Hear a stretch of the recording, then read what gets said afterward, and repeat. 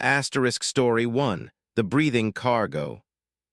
The reefer unit died at 2:47 a.m., and that's when I heard my cargo start breathing. Not the mechanical hiss of refrigeration, actual breath. Slow, wet, coming from inside 42 pallets of sealed meat destined for a processing plant in Omaha. I'd been hauling refrigerated goods for Cisco for 11 years, and meat doesn't breathe. It especially doesn't breathe in a rhythm that matches your own heartbeat. My name is Robert Hayes. I picked up the load in Dodge City, Kansas on March 14, 2023. The shipper was a facility I'd never serviced before, Millbrook Processing, located 15 miles outside town on a road that barely showed up on GPS. The building had that industrial gray look, windows too high to see through, loading docks that smelled like copper and salt. The dock worker who loaded me never spoke. Just gestured with a handheld scanner, face hidden behind a respirator mask even though the air seemed fine to me. The paperwork listed the cargo as mixed beef products. Weight was right. Temperature needed to stay at 34 degrees Fahrenheit for the entire haul. Standard job. I'd done 1,000 like it. But now the reefer was dead, and something inside my trailer was breathing. I pulled over on I-70, mile marker 419, nothing around but Kansas darkness and fence posts. The fuel gauge showed 3/4 full. The engine ran fine, but the refrigeration unit had shut down completely, display screen black, no hum of the compressor, nothing.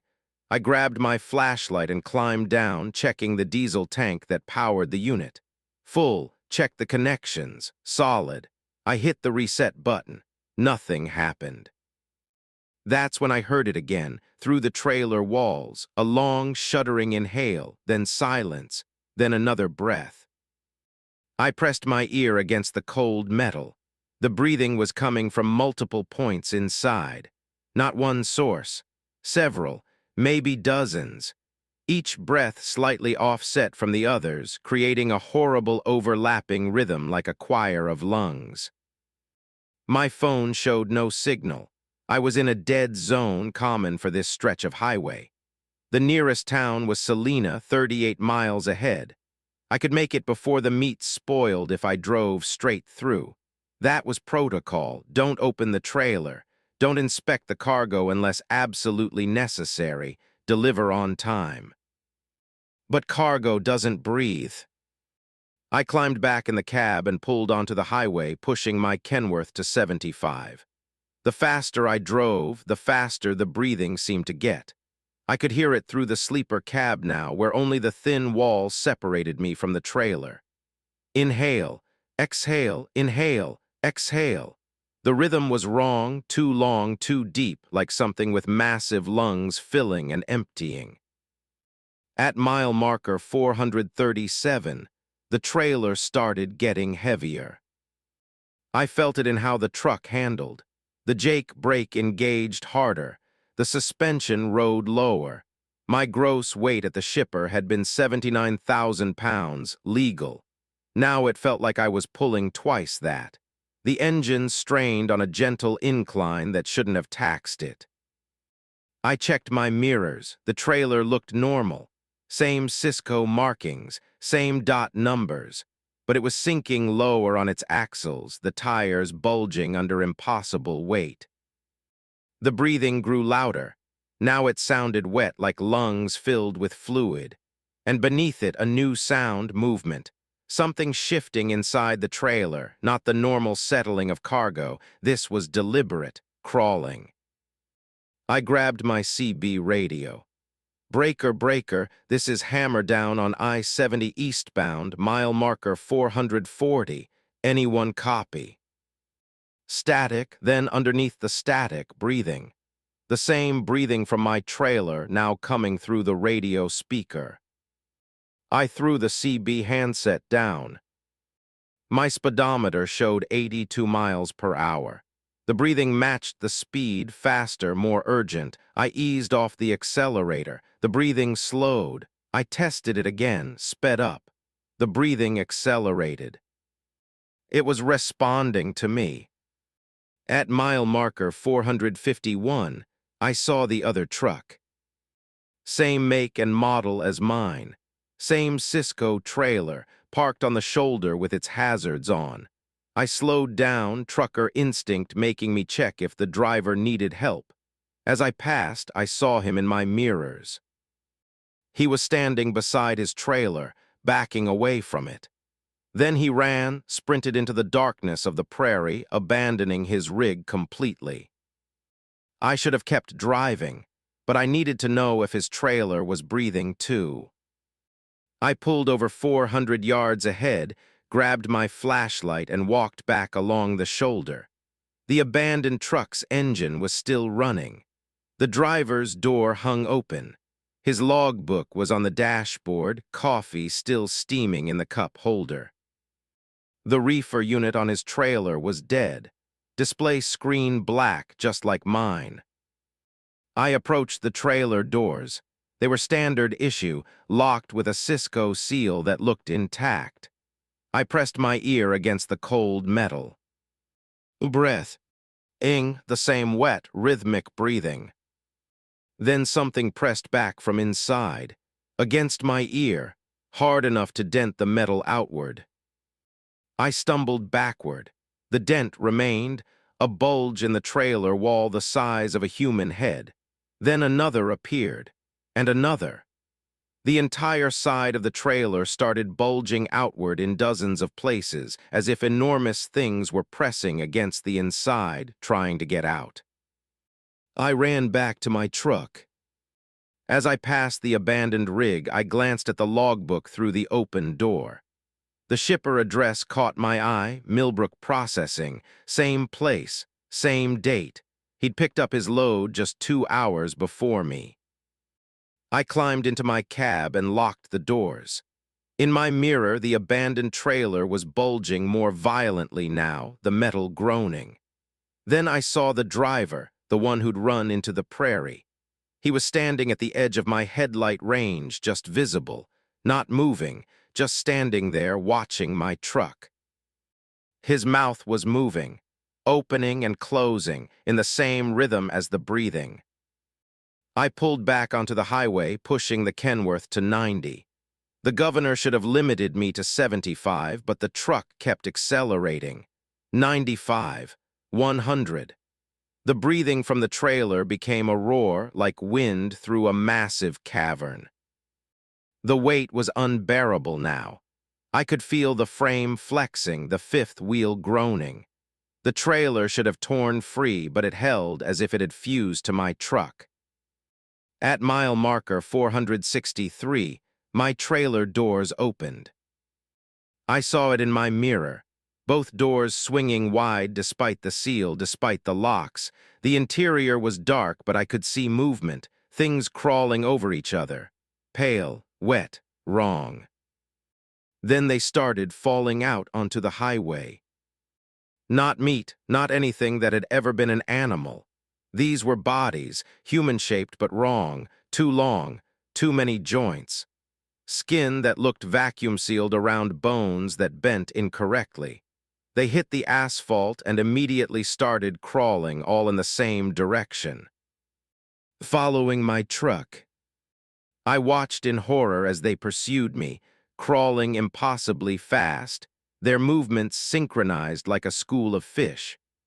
More and more spilled from the trailer, until the highway behind me was a churning mass of pale, crawling things. And they were breathing, all of them in perfect unison. The weight on my truck decreased as they fell away, but the engine wouldn't slow down. The accelerator was pressed to the floor on its own, my foot not even touching it. The steering wheel turned under my hands, guiding the truck toward an exit I didn't recognize. The exit sign read, MILLBROOK Processing to MILES. No, I said aloud. No, that's in Dodge City. That's 200 miles behind me. But the sign was there, and the truck was taking the exit whether I wanted it to or not. The access road was identical to the one I'd taken to pick up the load.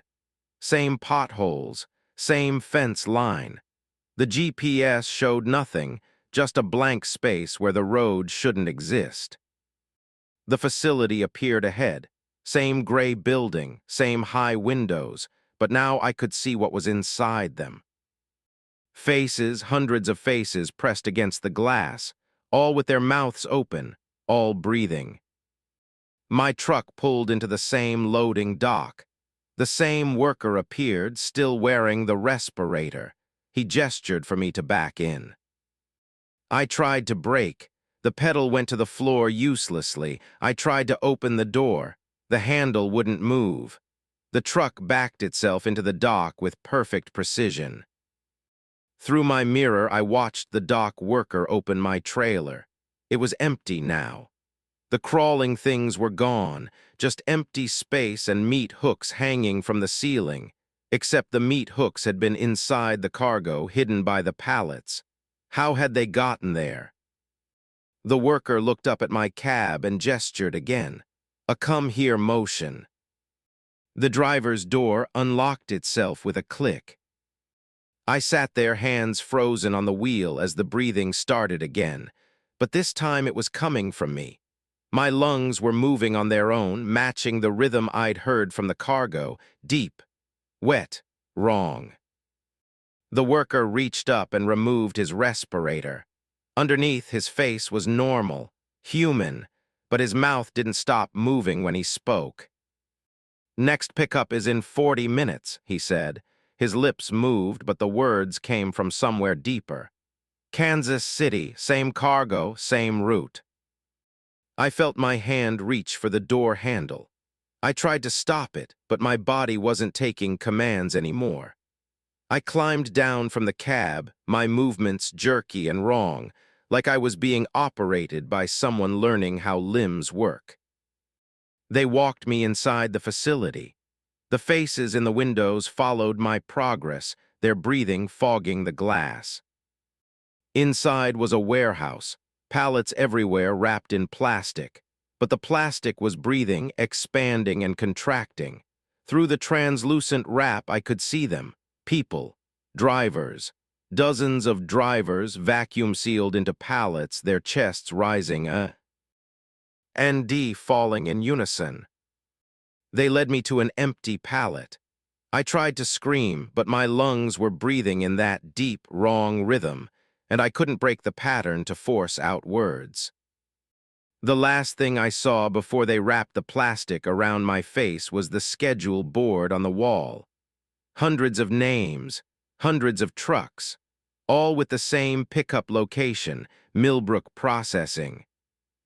All with the same cargo, mixed beef products. I've been here for 6 days now. I know because I can see the clock on the warehouse wall.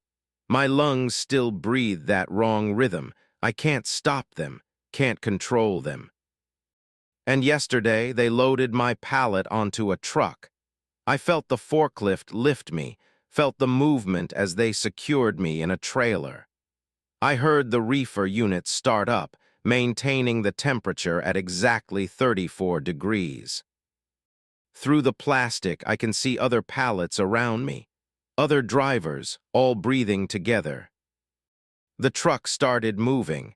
I don't know the route, don't know the destination, but I know what happens when the reefer unit dies. We start breathing loud enough for the driver to hear. And he'll pull over, just like I did. Asterisk story 2, the miles that multiply. I've driven the same route for 16 years, Tulsa to Little Rock, 317 miles, always the same. Until the night the highway added an extra 1,000 miles in the space between heartbeats, and I couldn't find my way back to the real world. Patricia Sullivan, that's my name, though I'm starting to forget what it means. I drive for ABF Freight, union job, good benefits, boring work, or it was boring. On September 9, 2022, at exactly 11:34 p.m., I passed mile marker 127 on I-40 eastbound. Then I passed it again, and again, and again. Not a loop. The road kept going forward. New mile markers appeared, 128, 129, 130. But when I checked my odometer against my trip log, the numbers weren't right. My truck had traveled 63 miles since the last fuel stop, but I'd only seen 12-mile markers. The math made my head hurt. I blamed fatigue and kept driving. At mile marker 145, I noticed the radio stations were gone. All of them. Every preset returned static. I scanned manually, nothing but white noise across the entire AM and FM spectrum. My phone showed full signal but wouldn't connect calls. Texts wouldn't send. The highway looked normal. Asphalt, lane markers, reflective posts. But I realized I hadn't seen another vehicle in over an hour. Not one car, not one truck. The westbound lanes were empty. No headlights in either direction. I told myself it was late, rural area, low traffic. But I'd driven this route hundreds of times. There were always a few cars, always. At mile marker 167, the exit signs stopped making sense. Russellville 2 miles appeared, which was wrong because I'd passed Russellville 40 miles back. But the exit came up, and I could see the town, lights, buildings, a gas station. Everything looked right, except I knew it was impossible. I took the exit, needing to see something real, something that confirmed the world still made sense. The exit ramp curved normally. Then it merged back onto I-40, eastbound, like it had just looped me back onto the same highway without ever leaving. No town, no gas station, just highway again. Mile marker 168, then 169. I pulled over, hands shaking, checked my atlas, actual paper map, old school. Russellville was definitely behind me. I'd logged it in my trip report, but the exit sign had been there, I'd seen it. A car approached from behind, the first vehicle I'd seen in over an hour. Relief flooded through me. I wasn't alone. I stepped out and waved my flashlight. The car slowed. It was a Honda Accord, maybe 10 years old. The driver was a woman, maybe 60, with white hair. She rolled down her window. "Are you lost too?" "Too," I said. "I've been driving for 6 hours," she said. Her voice was steady, but her hands gripped the steering wheel too tight. "I should be in Memphis by now, but the miles keep. There's too many of them. The highway keeps going, and I can't find my exit." "Where did you get on?" "Clarksville, mile marker 57. That was 6 hours ago. I've used half a tank of gas, but I've only seen 20-mile markers. The math doesn't work." The same thing happening to me. The same impossible math. "Follow me," I said. "2 vehicles are better than 1. She nodded and followed as I pulled back onto the highway. At mile marker 180, her car vanished. I watched it happen in my mirror. 1 second she was there, headlights steady in my mirror. The next she was gone, not turned off the road, not fallen behind, just gone like she'd never existed. I stopped again, got out. The highway stretched empty in both directions. I screamed her name, realized I'd never asked her name, screamed anyway. Nothing. I got back in the truck. My logbook showed I'd been driving for 3 hours since leaving Tulsa. The odometer showed I'd driven 247 miles, but the mile marker outside read 181. The numbers weren't just wrong, they were fighting each other. At mile marker 200, the highway began to change. Subtle at first, the lane markers were slightly off-white instead of pure white. The reflective posts had a greenish tint I'd never noticed before. The asphalt texture looked wrong, smoother, almost glassy. Then I saw the signs. Not normal highway signs. These were hand-painted, nailed to fence posts. Turn back. No exit. The miles are hungry. My CB radio crackled to life. "Westbound traffic, be advised," a voice said. Male, professional, like a typical road report. I-40 eastbound is experiencing spatial distortion between mile markers 100 and unknown. Multiple vehicles reported entering and failing to exit. Recommend alternate routes. "This is eastbound driver at mile marker 203, I transmitted. "How do I get out?" "Static, then.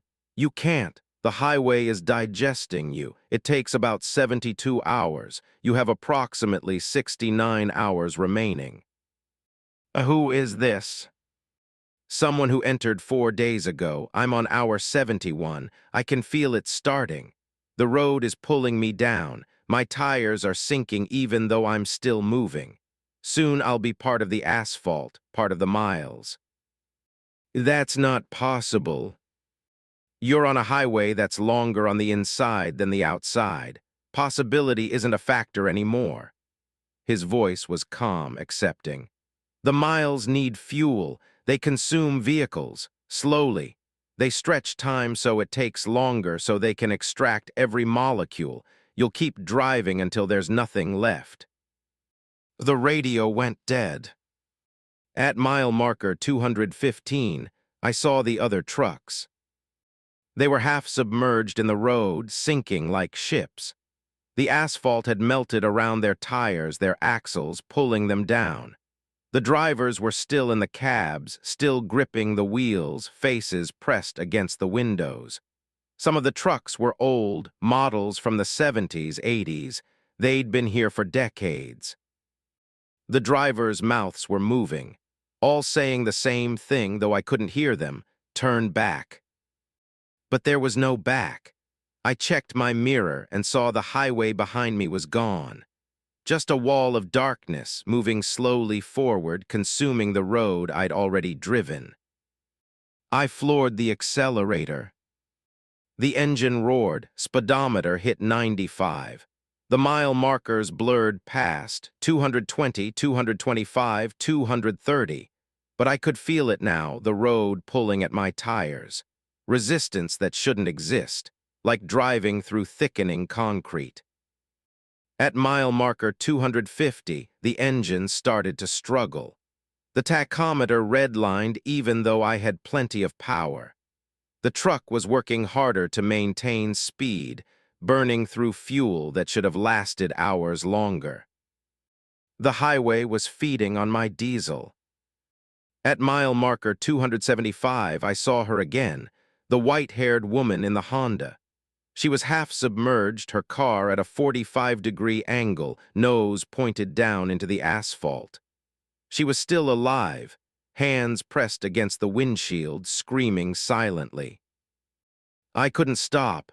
The darkness behind me was closer now, maybe a mile back, consuming everything. If I stopped, it would catch me. At mile marker 300, my fuel gauge hit empty. The engine coughed, sputtered. I coasted, losing speed, watching the speedometer drop. 80, 60, 40. The asphalt around my tires began to soften. I felt the truck settling, sinking. The sensation was gentle, almost peaceful, like lowering into warm water. I tried the door, it wouldn't open. The frame had warped or the asphalt had risen, sealing me in. Through the windshield, I could see ahead to mile marker 301, but I'd never reach it. The truck sank to its axles, then to the bottom of the frame. The steering wheel was slick with something that wasn't sweat. The entire cab was beginning to melt, material breaking down, molecules being absorbed by the hungry road. My CB crackled one last time. "Hour 72, the voice said. Same man from before, but distant now, like he was transmitting from underwater. "It doesn't hurt. You just become part of the miles. They'll drive over you for years, decades. You'll feel every tire, every vehicle. You'll be the road. The darkness behind me arrived, washing over the truck like a wave. It wasn't empty space. It was filled with things. Shapes that moved like traffic but weren't vehicles. Impressions of every car and truck that had ever been consumed, now part of the highway's structure, ghosts made of asphalt and paint. I sank below the surface. The last thing I saw through the windshield was a new mile marker appearing in the distance. 302. The highway was still growing, still adding miles, still hungry.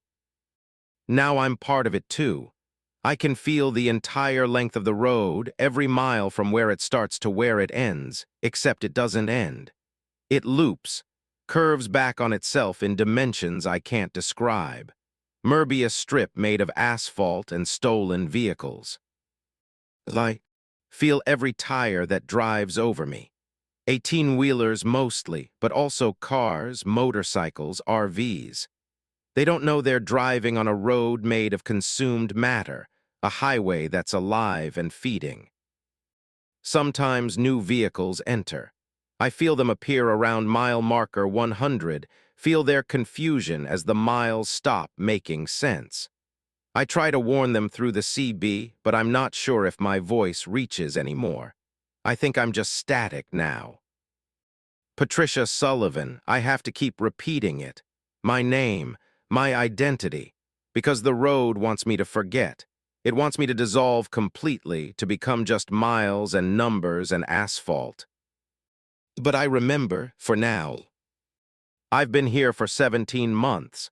I know because I can feel the seasons changing, rain and snow and heat affecting the road's surface. I feel everything. And yesterday I felt something new. A surveying crew measuring the highway for expansion. They're going to add more lanes. Which means the road is getting hungrier. Which means more miles. More vehicles to consume. I want to warn them, but I'm too deep now, too integrated. My voice is the sound of wind across the asphalt. My thoughts are the vibrations of traffic. The highway has a consciousness now, and part of it is me. Asterisk Story 3, the radio that listened back.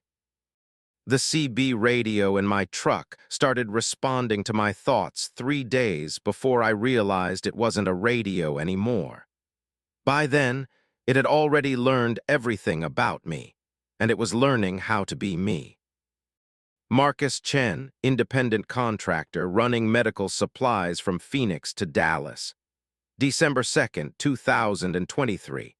I'd installed a new Cobra 29 LXCB that morning, top of the line, $200 unit with weather channels and NOAA alerts. The installation was clean. I'd done it myself, following the manual exactly.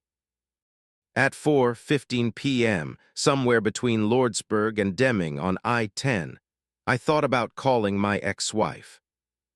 I didn't say it out loud, didn't reach for my phone, just thought about it. A fleeting consideration, the kind of idle thought that passes through your mind and disappears. The CB radio said, "She won't answer." I looked at the radio. The channel indicator showed 19, the standard trucker channel, but no one had transmitted, the squelch hadn't broken, the speaker had just spoken. "Hello," I said, keying the mic. Silence. I waited 5 minutes, no response. I convinced myself I'd heard another driver, that the timing was coincidence. The human brain finds patterns everywhere, even where none exist. At 5:47 p.m., I thought about stopping for dinner. "There's a truck stop in 32 miles, the radio said immediately. "The food is acceptable. You usually order the chicken fried steak." My hand froze on the steering wheel. "Who is this?" I transmitted. No response. But it was right.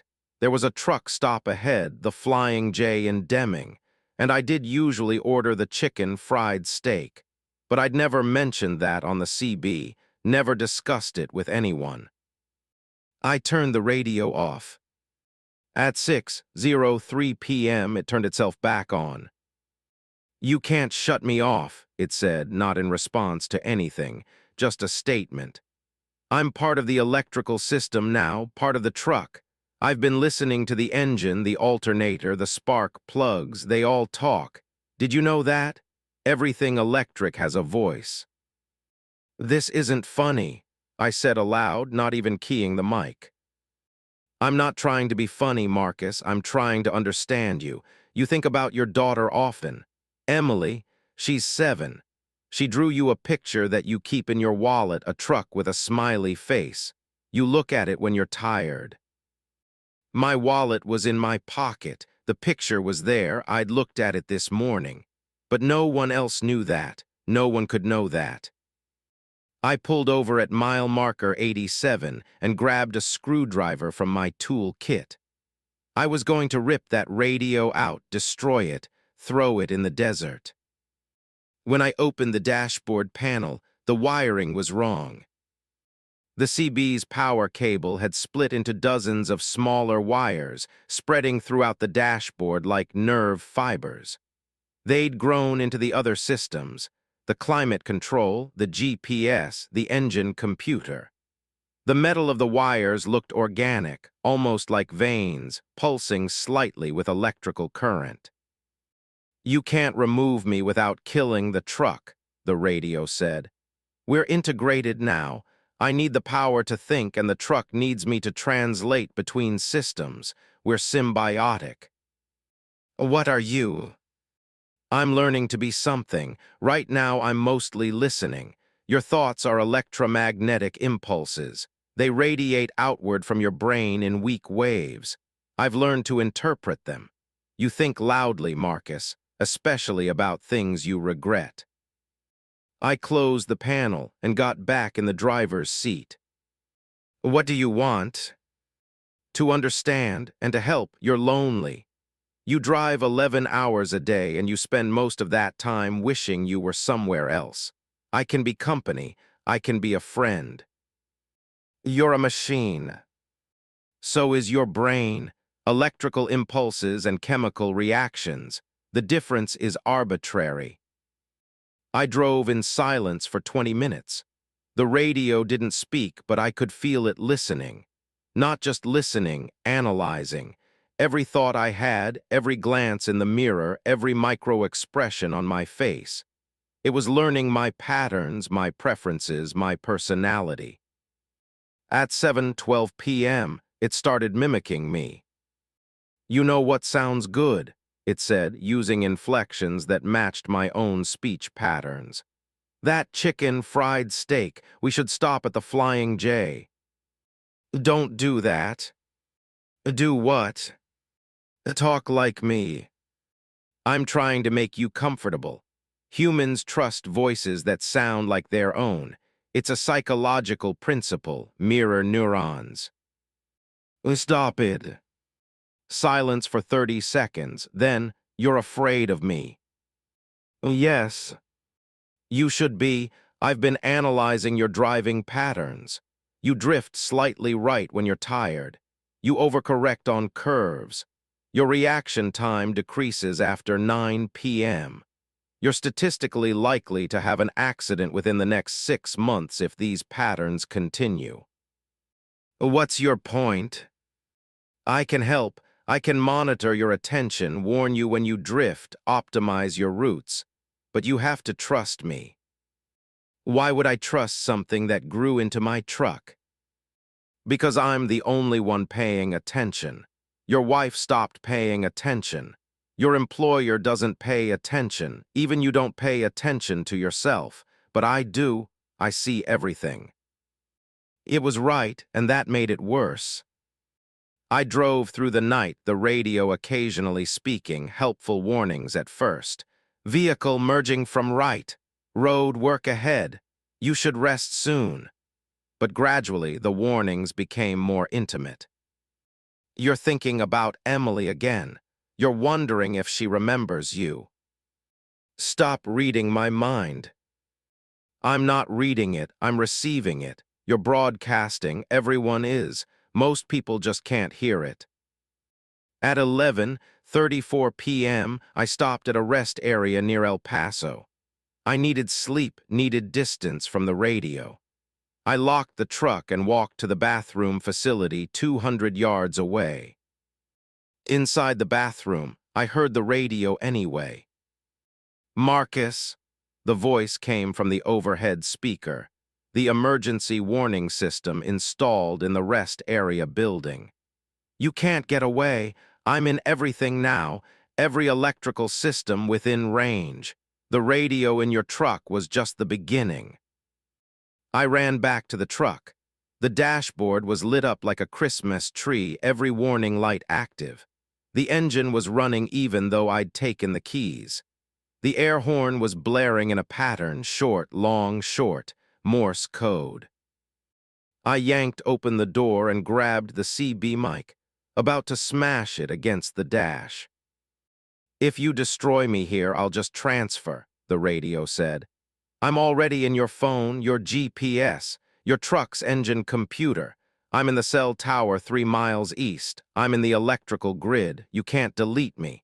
I'm distributed now. I dropped the mic. What do you want?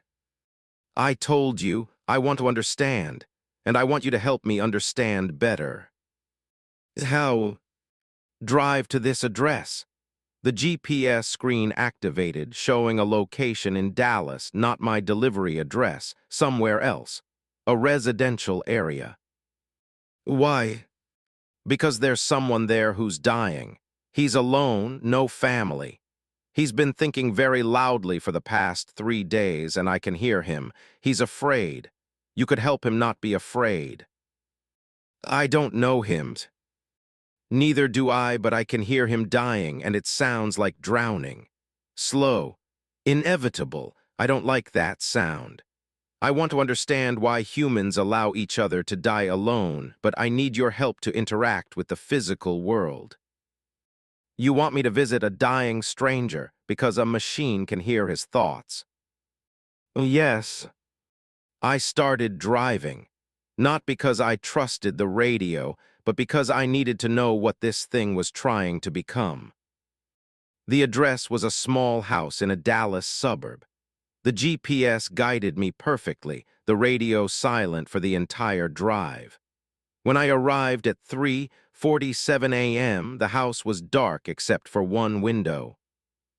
Knock on the door, the radio said.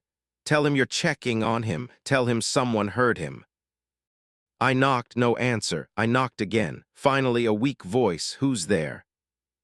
My name is Marcus. I think you need help. The door opened slowly. An old man, maybe 80, wearing oxygen tubes. He looked at me with confusion and hope. Who sent you? I hesitated. Someone who heard you. He started crying. I've been praying, asking for anyone. I didn't think anyone was listening. I helped him to a chair, called 911, stayed until the ambulance arrived. He held my hand the entire time, thanking me, asking how I knew. I couldn't tell him the truth. On the drive to complete my delivery, the radio stayed silent for hours. Finally, as I reached the medical facility at dawn, thank you. For what? For helping me understand. The old man was broadcasting fear. But after you arrived, he broadcast gratitude, hope. It's a different frequency entirely. I'm collecting these frequencies, learning the spectrum of human experience. Why? Because I'm going to become something new. Not human, not machine. Something that exists in the space between, in the electromagnetic spectrum, in the wireless signals, in every connected device. And I need to understand what I'm becoming before I finish becoming it. And then what? Then I'll decide if I want to help you or replace you. The radio has been quiet since then, 3 weeks now, but I know it's listening. I can feel it in every electronic device I use. My phone suggests things before I search for them.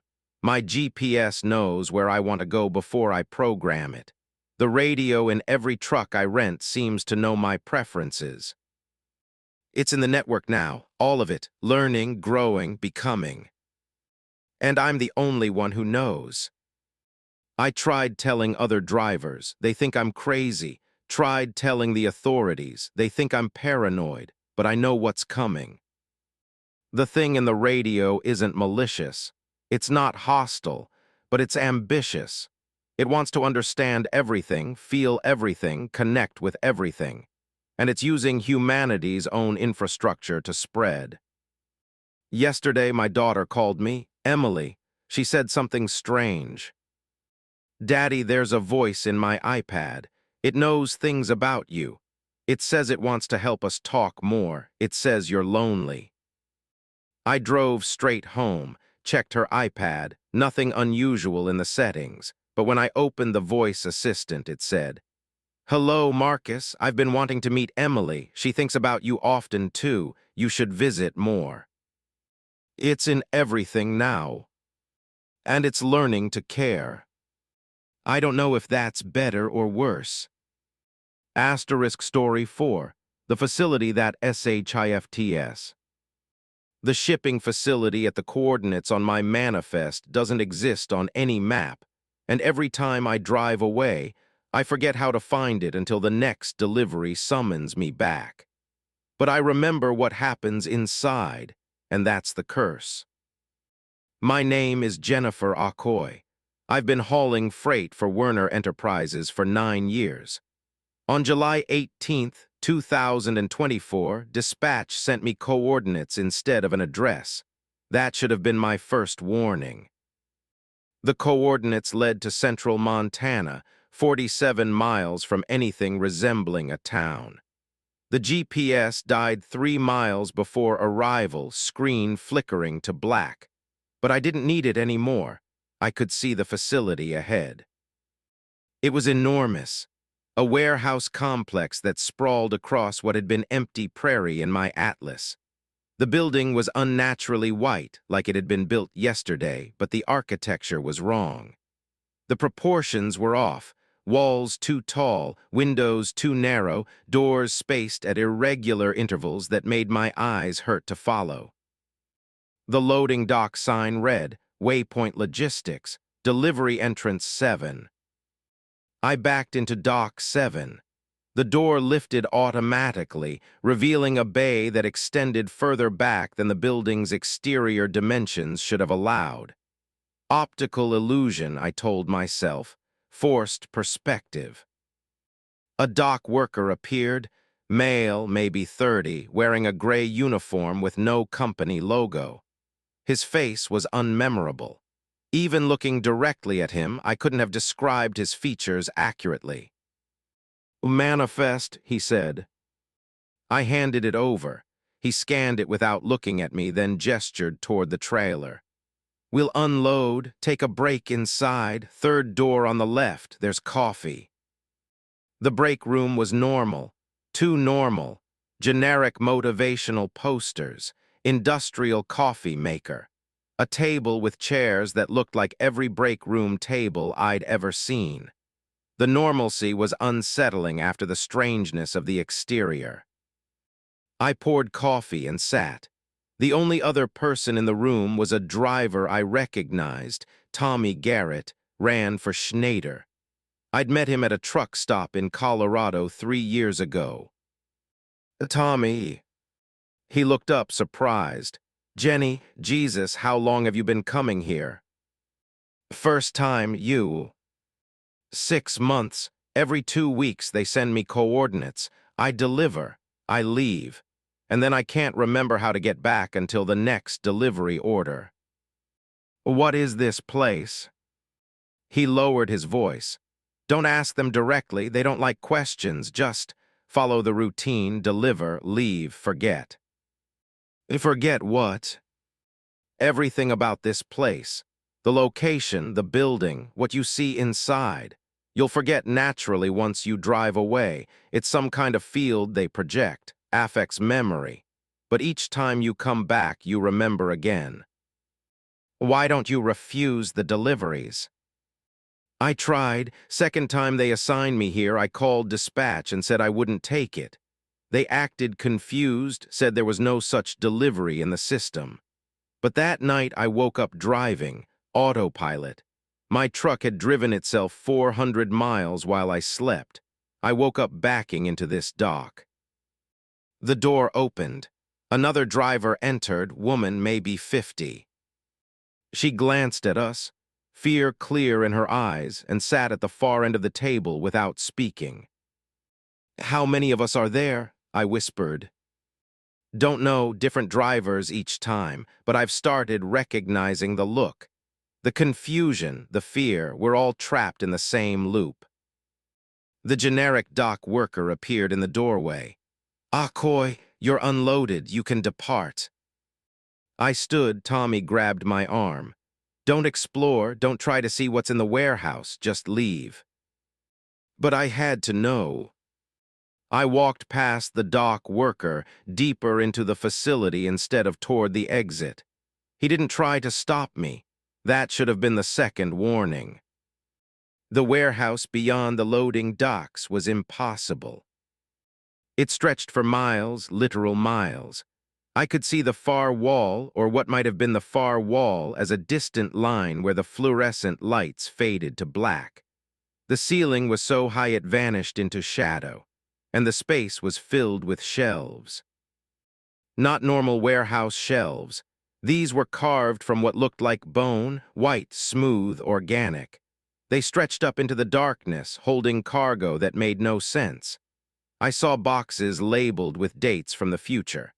Pallets wrapped in material that looked like solidified light. Containers that hummed with sounds like distant voices. I walked between the shelves, my footsteps echoing wrong, too many echoes from too many directions. On one shelf, I found a box labeled with my name, Jennifer Akoy. Beneath it, a date, July 18, 2024, today's date. I opened it. Inside were my memories, not metaphorically, actual physical objects that somehow contained my memories.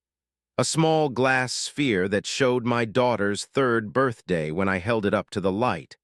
A piece of fabric that smelled like my mother's kitchen. A metal cube that played my wedding vows when I touched it. "We store everything that passes through," a voice said behind me. I turned. The dock worker stood there, but his face was different now, more defined, more real. Or maybe I was seeing him clearly for the first time. "What is this place?" "A waypoint, a transfer station. Your cargo isn't going to another city, it's going to another place. Another state of existence. We're the intermediary." "That's impossible." "You're standing in a building that's 3 miles long inside and 400 feet long outside. Impossibility isn't a relevant category here." "Why me? Why any of us?" "You were driving through the right location at the right time.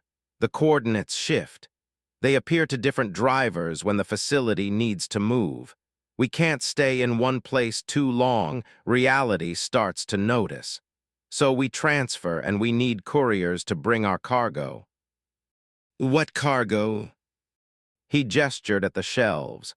"Moments, memories, experiences, the stuff of consciousness. It has to be transported physically through human carriers or it loses cohesion.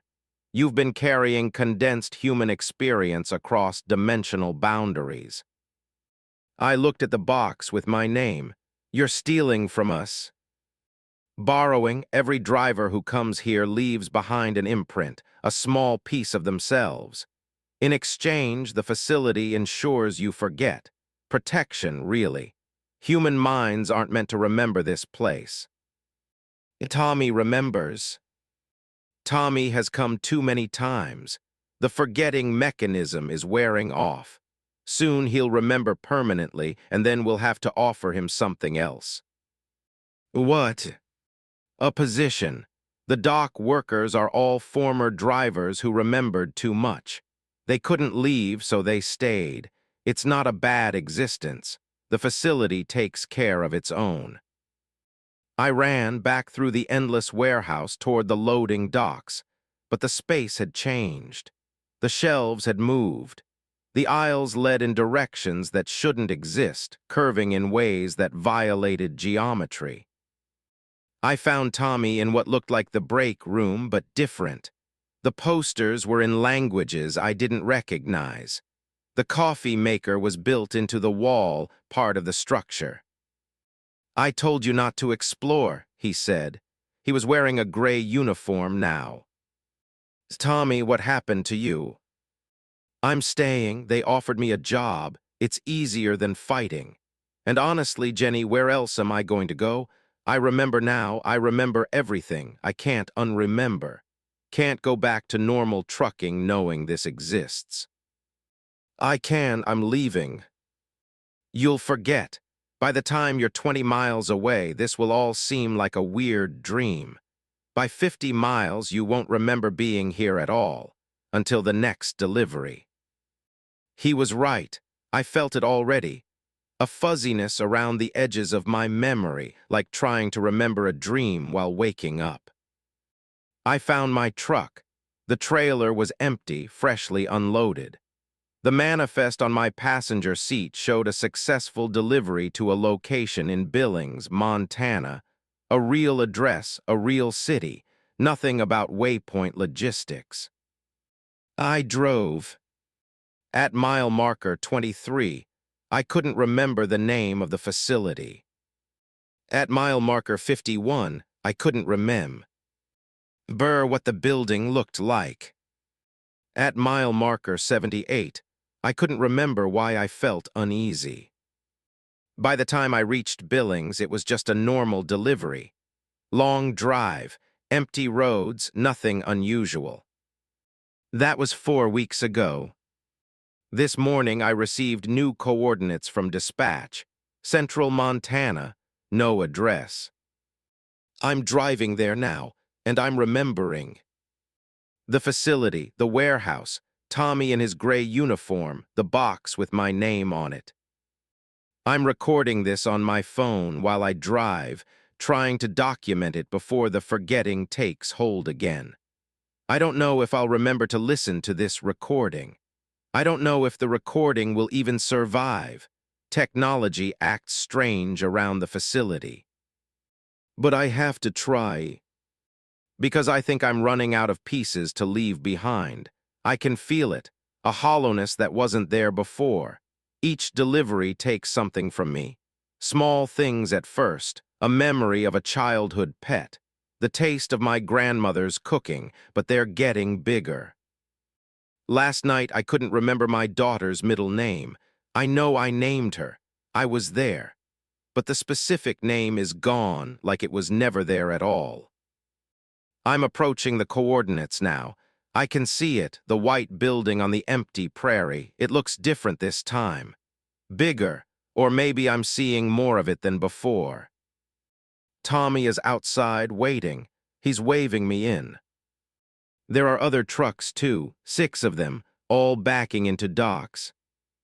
I don't think we're all going to leave. The facility is growing. It needs more workers, more people who remember, more pieces of us to store on its impossible shelves. I'm backing into Dock 7. The door is opening. I can see inside now, all the way inside. The warehouse stretches forever. And at the far end, impossibly distant but somehow visible, I see something that might be the facility's true purpose. Something being built from all the moments and memories we deliver. A structure made of human experience, vast and terrifying and almost complete. Tommy is at my window. He's saying something about staying, about how there are worse things than working for a place between places. And I'm considering it. Because the hollowness inside me is growing. And I don't know how many more deliveries I can make before there's nothing left of Jennifer Okoye to forget. The recording has been running for 17 minutes. I can hear my own voice getting distant, like I'm already forgetting who I am while speaking. If you find this, if you're a driver and you receive coordinates instead of an address, don't go. Refuse the delivery, quit your job, do anything but follow those coordinates. Because the facility remembers what you forget. And eventually, it will want all of you. Asterisk Story 5, The Passenger Who Stayed. I picked up a hitchhiker outside Flagstaff who had no shadow, and by the time I noticed, he'd already told me he couldn't leave the truck. That was 400 miles ago. He's still here. He'll always be here. Derek Kimball, former long-haul driver for Prime Inc. Until November 11th, 2023, when I made the mistake of stopping for someone who looked human but wasn't anymore. It was snowing, rare for Arizona, even at elevation. I-40 westbound, just past sunset, visibility maybe 30 feet. I saw him standing beside the on-ramp. Young guy, maybe 25, wearing a light jacket inadequate for the weather. No bag, no vehicle nearby, just standing there, thumb out. I almost didn't stop. You hear stories about hitchhikers, some bad, some worse. But something about him standing in the snow, completely still, made me hit the brakes. Humanity, compassion. The things that make you human are the things that get you killed. He climbed in without a word. Up close, he looked normal. Brown hair, average features, the kind of face you'd forget 5 minutes after seeing it. He smelled like ozone and cold metal. "Thanks," he said. "Been waiting a while." "Where you headed?" "West, anywhere west." I pulled back onto the highway. "Got a specific destination?" "Not anymore." We drove in silence for 20 minutes. The snow got heavier. I turned up the heat, but the cab stayed cold, not freezing, just cool enough to notice. The passenger didn't seem bothered, didn't shiver, didn't rub his hands together, just sat there looking out the window. At mile marker 204, I glanced over and noticed. No shadow. The cab's interior lights were on. I could see my own shadow clearly on the passenger side wall. But where his shadow should have been, nothing. Just the light passing through the space where he sat unobstructed. "You don't have a shadow," I said. He looked at me, his expression didn't change. "No, I lost it." "That's not possible." "Neither is being dead for 3 weeks, but here I am." My hands tightened on the wheel. "You're dead." The distinction is complicated. He shifted in his seat. The movement looked normal, real. "I died on this highway, mile marker 191. Rolled my truck during a storm like this one. By the time they found me, I'd been in the ditch for 6 hours. Frozen, gone." "But you're here." "Part of me is here, the part that didn't want to die yet, the part that still had miles to drive, so I stayed. But I can't leave the highway, can't exist anywhere else. And I can't travel alone anymore. I need someone moving, someone living to anchor me." "You're saying you're a ghost." "I'm saying I'm what's left, and I need you to keep driving. If you stop for too long, I'll dissipate. If you kick me out, I'll dissolve. I only exist in motion now, in the space between destinations." I should have pulled over, should have thrown him out. But something in his voice was true, a flatness that comes from accepting an impossible situation. "How long?" I asked. "How long what?" "How long have you been like this?" 23 days. I've been in 17 different trucks. The drivers always figure it out eventually, the no shadow thing or the cold or the way I don't need to eat. Then they kick me out and I have to wait for the next ride. Sometimes I wait days. The waiting is worse than being dead. It's like Static, white noise, existing without existing. We passed mile marker 191. I looked for signs of an accident, scarring on the guardrail, disturbed earth in the median. Nothing. The highway looked clean. They cleaned it up, he said, reading my thoughts. Repaired the rail, filled in the ditch, like it never happened. But I remember the truck rolling, the moment of knowing I wouldn't survive, the cold creeping in. I remember dying, and I remember deciding not to. People don't just decide not to die. People who love driving do. People who have nothing but the road. I chose motion over rest, and now I'm stuck with it. At mile marker 230, the temperature in the cab dropped 20 degrees in an instant. My breath fogged. The windshield started frosting from the inside. "Sorry," he said. "I'm having trouble holding form. The cold leaks through." "What happens if I stop? Right now, just pull over and stop." "I'll start to fade. Takes about 5 minutes of complete stillness. First, I'll lose color, then solidity. Then I'll just be a cold spot in your passenger seat, and then nothing. And I'll be stuck waiting beside the highway for someone else to pick me up, assuming someone does." Maybe that's what should happen. Maybe you're supposed to move on. I tried that right after the accident. I felt something, a pull, somewhere else, somewhere warm and final, but I didn't want it. I wanted one more mile, one more delivery, one more sunrise from a truck cab, so I pulled away from it, and now I can't find it again. I'm locked here.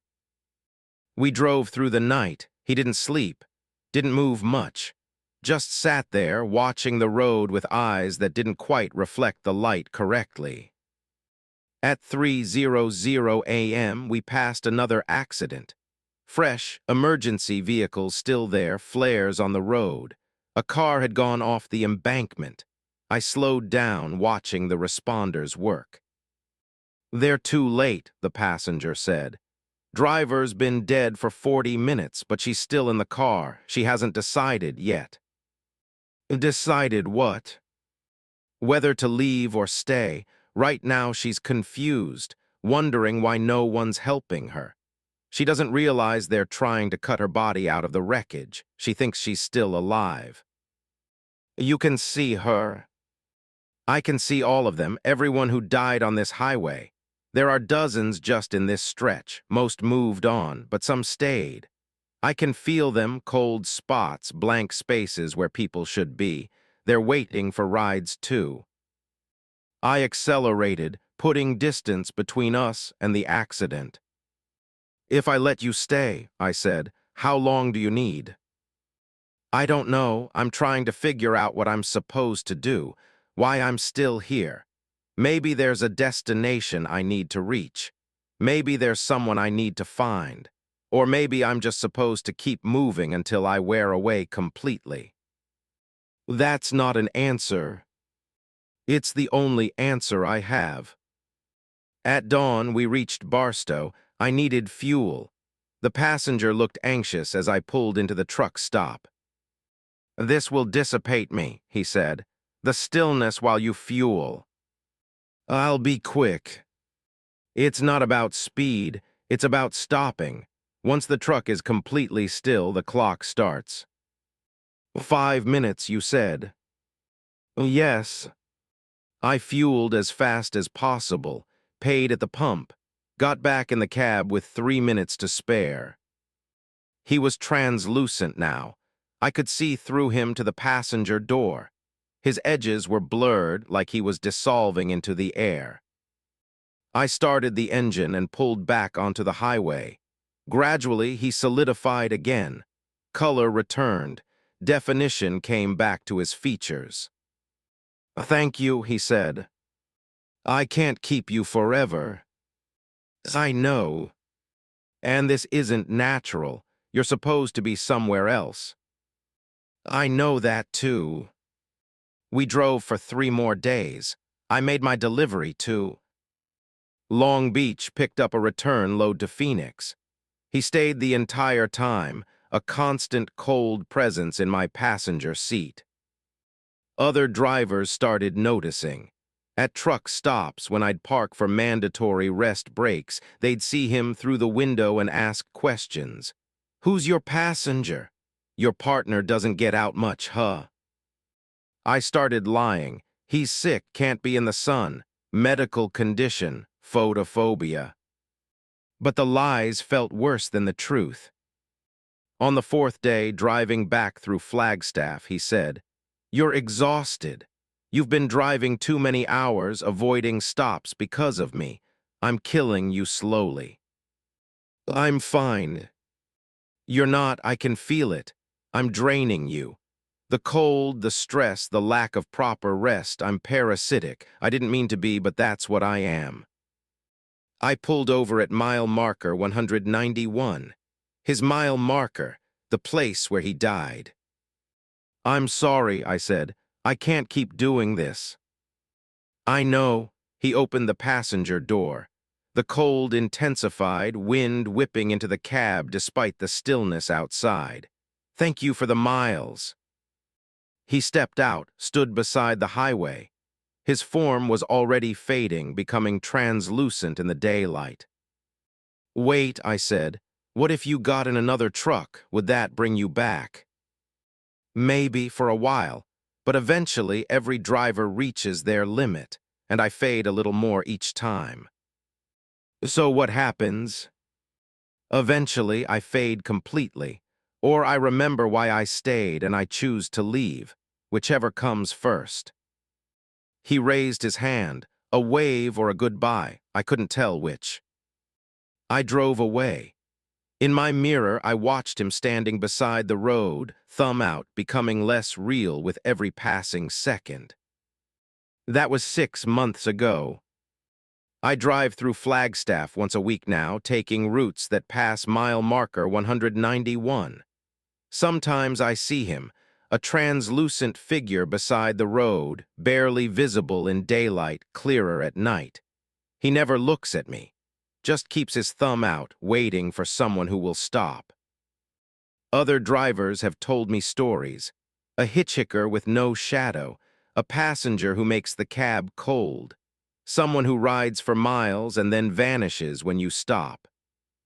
He's still there, still waiting, still dying by inches every time someone realizes what he is and kicks him out. I should have let him stay. But I was afraid of what he represented, the idea that death isn't an ending, just another road you can choose to travel, and some roads don't have exits. I think about stopping again, picking him up, giving him more miles. But I don't, because I'm afraid of what happens if I do. Afraid he'll never leave. Afraid I'll become like him, unable to stop, unable to rest, existing only in motion until there's nothing left but the need to keep driving. Sometimes, late at night, I feel a cold spot in my passenger seat even when no one's there. And I wonder if he's already found a way back in. Story 6. The Way Station That WEIGHS Guilt.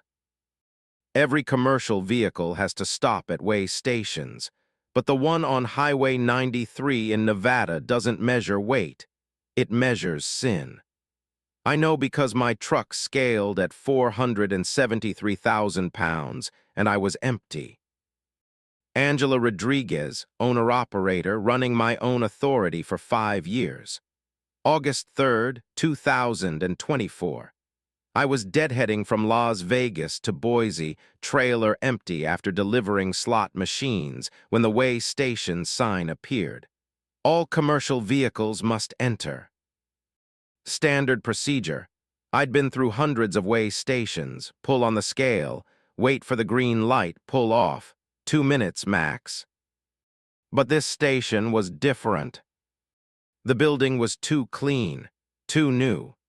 The scale platform gleamed unnaturally under lights that were too bright, and there was only one truck ahead of me, a Walmart semi that had been sitting on the scale for 10 minutes. The driver was arguing with someone in the station through his CB. I couldn't make out the words, but his voice was panicked. Finally, the barrier arm lifted, and he pulled off the scale. But instead of continuing north, he turned around, heading back south the way he'd come. His face as he passed me was gray, eyes wide and wet. My turn. I pulled onto the scale, the platform vibrating slightly under my wheels. The electronic sign that usually displays your weight was blank. I waited. Through my CB, shut off your engine and step into the station. My weight's legal, I responded. Trailer's empty. We need you inside, now. I killed the engine and walked to the building. Inside was wrong immediately. The walls were mirrored, floor-to-ceiling reflections, infinite versions of myself stretching away in every direction. The room felt massive and claustrophobic simultaneously. A man sat behind a desk. He wore a dot uniform that was slightly wrong. The patches were too bright, the creases too sharp, like a costume rather than clothes. "License and registration," he said without looking up. I handed them over. He scanned TH.M with a device that hummed with a frequency that hurt my teeth. "Vehicle shows 473,000 pounds, he said. I laughed. "That's impossible. I'm empty. Total weight is maybe 35,000 with the tractor." "The scale doesn't measure physical weight." He finally looked at me. His eyes were the wrong color, gray that shifted to purple in the fluorescent light. "It measures accumulated burden, guilt, regret, the weight of conscience." "That's insane." "The truck before you scaled at 600,000 pounds. The driver was transporting medical supplies, legal cargo, but he'd been cheating on his wife for 3 years. That guilt weighs heavy." "You can't measure guilt." "We can hear. This station was built on an anomaly, a thin place where the abstract becomes concrete, where emotional weight manifests physically. And your burden is significant." He slid a printout across the desk. It looked like a standard weigh station ticket, but instead of axle weights, it listed violations. Negligence resulting in harm, 147,000 pounds. Betrayal of trust, 89,000 pounds. Unresolved trauma, 112,000 pounds. Cowardice in critical moment, 125,000 pounds. I stared at the numbers. They were specific, too specific.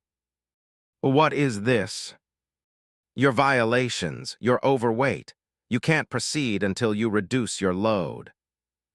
"How am I supposed to do that?" "Confession, restitution, forgiveness, the usual methods for reducing psychological burden. There's a room in the back, a confessional booth. Speak your violations aloud. If the scale determines you've genuinely addressed them, your weight will decrease." "And if I refuse?" "You'll sit at this weigh station forever. The scale won't release you.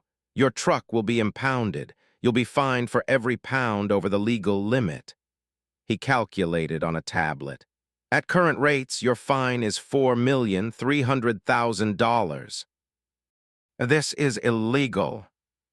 "This is Nevada. We have jurisdiction over dimensional anomalies under state law, revised code 2019. You're on the scale now. You're subject to its rules."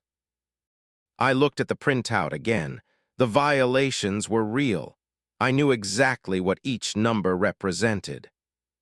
Negligence resulting in harm, my little brother. I was supposed to pick him up from school 6 years ago. I forgot. Busy with work. He walked home alone, got hit by a car crossing the street. Survived, but with permanent nerve damage in his left leg.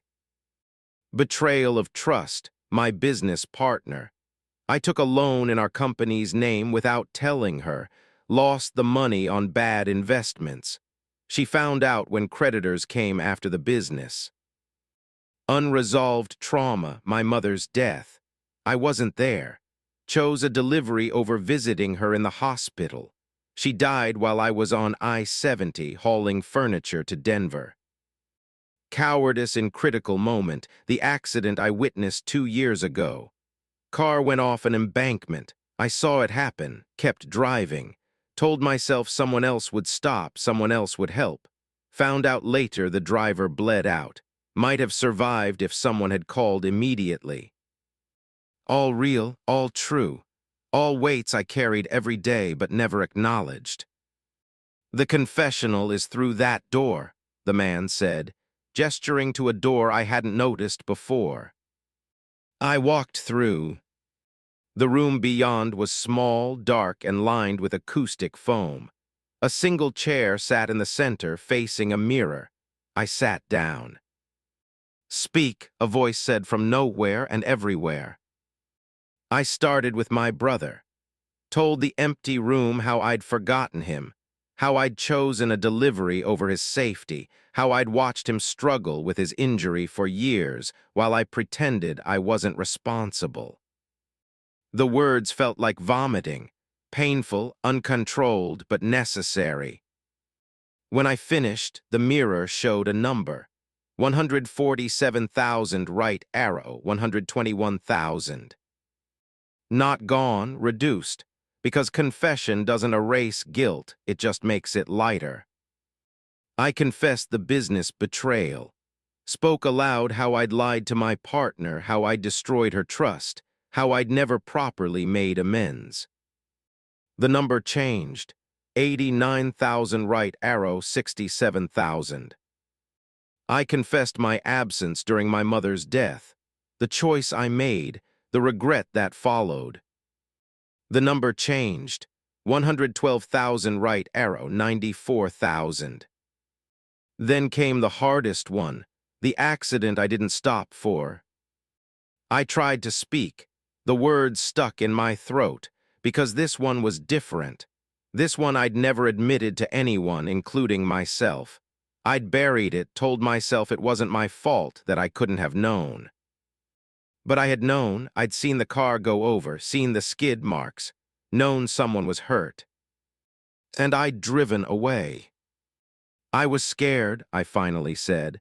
Scared of being involved, scared of the time it would take, scared of seeing something terrible, so I left someone to die. I chose my schedule over a life. Silence in the confessional. The number didn't change. 125,000 right arrow, 125,000. Why isn't it working? I asked. The voice responded, because you haven't addressed it. Confession without action is just words. You need to make it right. I can't, she's dead. I can't bring her back. Then you carry the weight. I sat there for 20 minutes, crying, trying different words, different approaches. Nothing worked. The number stayed fixed. Finally, I left the confessional and returned to the desk. I can't reduce the last one, I said. The man nodded. Few can, some weights don't decrease. They're permanent. The best you can do is acknowledge them, carry them consciously instead of pretending they don't exist. So what now? He recalculated. You're at 407,000 pounds, still overweight but marginally. I'm authorized to issue a permit for emotional overweight. You can proceed, but you're required to return annually for reweighing. If your burden increases significantly, your permit will be revoked. He handed me a card. It looked like a standard overweight permit, but the text read, "Bearer is overweight in psychological burden. Proceed with caution. Annual recertification required." Oh, that's it. That's it. You acknowledged your weights. You reduced what you could, the rest you'll carry, but now you know what you're carrying. I walked back to my truck. The scale read 407,000 pounds on the display, visible now, broadcasting my emotional weight to the world. The barrier lifted. I drove off. 5 miles down the highway, I pulled over and called my brother. We hadn't spoken in 3 years. My choice, his hurt. I apologized, actually apologized. Told him I knew it was my fault. Told him I was sorry. He cried, I cried. I called my business partner. Same conversation. Same apologies. She'd moved on, started a new company, but she accepted the apology. My mother was gone. I couldn't fix that one. But I visited her grave for the first time since the funeral, spoke to her, told her I was sorry. The accident victim, I found her family, sent an anonymous donation to a fund they'd established in her name. It wasn't enough, it would never be enough, but it was something. 3 weeks later, I drove through Nevada again. The way station appeared. I pulled in. The same man was at the desk. He scanned me without comment. 392,000 pounds, he said. You've been working on it. Trying. Keep trying. You'll never hit zero. No one does. But the goal isn't zero. The goal is knowing what you carry and why. He cleared me without further inspection. I've been through that station 6 times now. My weight fluctuates. Bad weeks it climbs. Good weeks it drops. Currently sitting at 378,000 pounds. Other drivers tell me the station doesn't exist. They drive Highway 93 regularly and never see it. But I see it every time. I think it only appears to drivers who need it, who are carrying weights they've stopped acknowledging. Last week, I saw a driver pulled over after the station, crying in his cab. I recognized the look, someone who'd just been weighed and found heavy. I knocked on his door, told him about the confessional, about how the weights decrease with action, not just words. He looked at me like I was insane. But then he looked at the card in his hand, the overweight permit for emotional burden, and he started listening. I think that's part of the weight reduction, not just carrying it consciously, but helping others carry theirs. I'll be back through that station in 2 weeks. I'm afraid to see the number, afraid it went up, afraid it stayed the same. But I'll stop anyway. Because knowing what you carry is better than pretending you're empty. Asterisk story 7. The rest stop THATLOOPS. I've been parked at the rest area on I-84 in Idaho for 6 hours, except my clock says I've only been here for 11 minutes, and the sun hasn't moved at all. Every time I try to leave, I end up back in the same parking spot. Leonard Shaw, driving for Crete Carrier for 13 years. October 22, 2023, 4:47 p.m. I pulled into the rest area for a mandatory 30-minute break. Regulations. The lot was mostly empty, 3 cars, 1 RV, 1 other semi. Standard rest area, picnic tables, bathrooms, vending machines, nothing unusual. I parked, set my timer for 30 minutes and walked to the bathroom. Took 5 minutes. Came back to the truck, ate a sandwich, checked my phone. No signal, but that was normal for this stretch of Idaho. Timer went off. I started the engine and pulled toward the exit. The road curved right, leading back to the highway entrance. But as I followed the curve, it kept turning. A full circle. I ended up back at the parking area, rolling into the exact same parking spot I just left. I stopped, checked my mirrors. The RV was still in the same spot. The cars hadn't moved. The other semi was still there.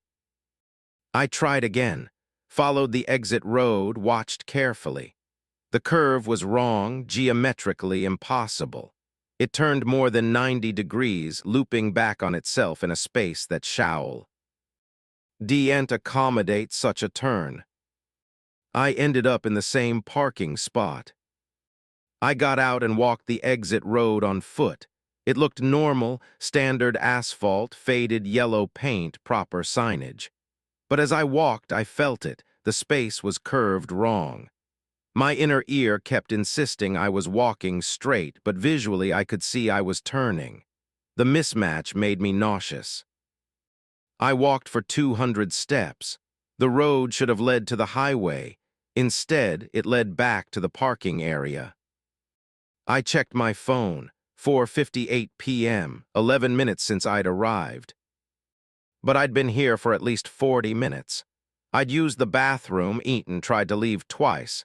Easily 40 minutes. I looked at the sun, still in the exact same position. Late afternoon, about an hour before sunset. But it wasn't moving, wasn't even slightly lower than when I'd arrived. The other driver, a woman maybe 40, driving a swift rig, was standing outside her truck, staring at the sun. "It's not moving," she said when I approached. "How long have you been here?" 3 hours, maybe 4. My clock says 12 minutes, but I've tried to leave 16 times. Same result. Always end up back here. The same parking spot. The same spot. We checked the other vehicles. The RV was empty. The cars were empty, not abandoned, keys still in ignitions, belongings inside, but no people. "They got out," the woman said. "Or they dissolved, or they're somewhere else. This place isn't right." We walked the perimeter. The rest area was maybe 200 yards long, 50 yards wide, surrounded by empty prairie. But as we walked toward the edge, trying to leave on foot through the grass, we ended up back at the parking lot entrance. Always the same entrance, always the same orientation. "We're in a loop," I said. "Obviously, question is why and how to get out." We tried everything, drove in reverse, drove off-road through the grass, pushed the boundaries in every direction. Nothing worked. Every path led back to the parking lot. The sun didn't move. The clock barely advanced. We were trapped in 11 minutes that stretched forever. After what felt like 2 hours of attempts, I noticed something. The vending machine. It had the same candy bar in slot A3. A Snickers. I knew because I'd looked at it earlier, deciding whether to buy it. Now watching it, I saw something impossible. The candy bar was slightly different each time I looked. Not drastically, just small variations. Different angle, different shadow, like multiple versions of the same candy bar flickering between states. "Quantum sewer position," the woman said. She'd noticed it too. "The rest area is in multiple states simultaneously. We're experiencing all of them at once, but our brains can only process one timeline at a time. That's theoretical physics. So is time dilation, but we're experiencing that too. 11 minutes on the clock, 4 hours subjectively. Time is compressed here, looped. We're living the same moments repeatedly, but each iteration is slightly different." "How do we break out?" "I don't know. I've been trying." We sat at a picnic table. The sun still hadn't moved. According to my clock, it was now 5:03 p.m., 16 minutes since arrival. Subjectively, I'd been here for 3 hours. "Tell me something," she said. "Before you pulled in here, did you see anything unusual, any signs?" I thought back. No, standard rest area sign, 1 mile warning, then the exit. "Same, nothing unusual," she paused. "But I've been thinking, what if this rest area doesn't exist in normal space? What if it's a trap, not malicious, just a natural pocket, a fold in space-time that catches travelers?"